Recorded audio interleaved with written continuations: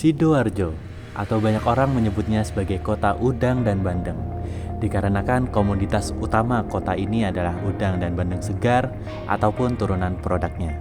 Masyarakatnya pun sebagian besar bermata pencarian sebagai petani ataupun petani tambak.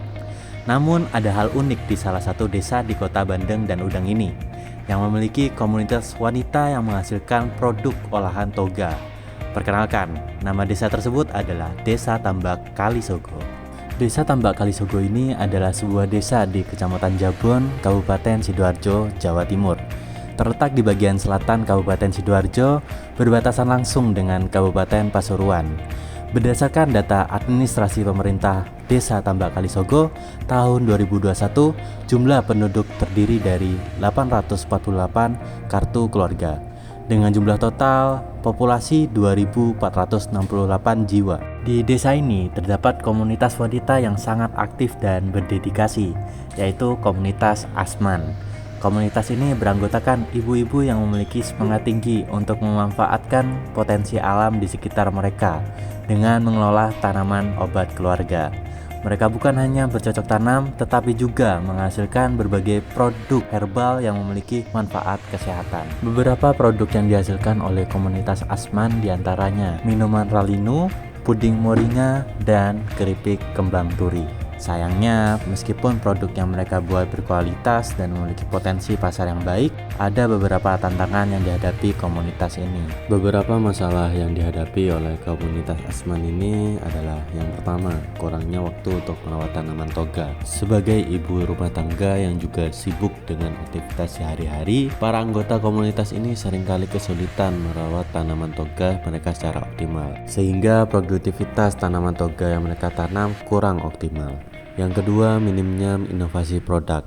Saat ini, produk-produk yang dihasilkan masih terbatas dan belum banyak varian yang dapat menarik minat pasar yang lebih luas. Yang ketiga, kurangnya pengetahuan tentang pemasaran digital. Komunitas Asman belum sepenuhnya memanfaatkan platform digital seperti media sosial ataupun e-commerce untuk memasarkan produk mereka secara efektif. Mereka masih menggunakan cara tradisional, yaitu penjualan secara door to door ataupun menjual saat ada event tertentu saja.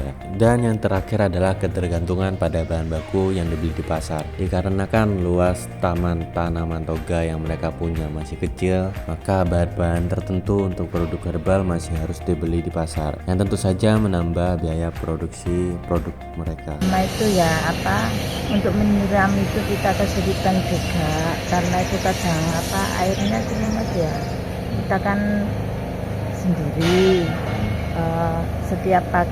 Setiap hari itu ada yang piket, orang dua-dua. Kebetulan teman saya itu sekarang cuti.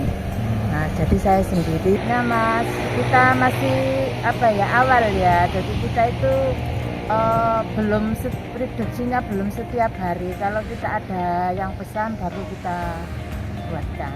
Maka dari itu kami hadir untuk membantu komunitas Asman mengatasi permasalahan ini melalui solusi yang inovatif. Di antaranya yang pertama, menyediakan sistem penyiraman tanaman berbasis IoT. Dengan sistem ini, penyiraman tanaman dapat dilakukan secara otomatis sehingga menghemat waktu dan tenaga para anggota komunitas. Lalu kami akan memberikan solusi inovasi produk sehingga lini pemasaran produk kelompok Asman akan semakin luas. Selanjutnya yaitu membantu membuka platform digital untuk pemasaran. Tidak hanya membuka saja, kita akan membantu untuk pemasarannya juga dan akan membuat website untuk menjelaskan produk-produk yang dimiliki oleh Asman, yang link websitenya akan ada di kemasan produk. Dan yang terakhir yaitu memperluas lahan produksi tanaman dan membuat aquaponik. Dengan memperluas lahan dan membuat aquaponik ini, diharapkan komunitas ini dapat menanam lebih banyak bahan baku sehingga ketergantungan pada bahan yang dibeli di pasar dapat berkurang. Diharapkan para anggota komunitas akan memiliki peluang untuk memperluas jangkauan usaha mereka dengan peningkatan keterampilan di bidang teknologi dan pemasaran digital serta meningkatkan produktivitas. Harapan kami, dampak jangka panjang dari program ini tidak hanya terasa di tingkat individu,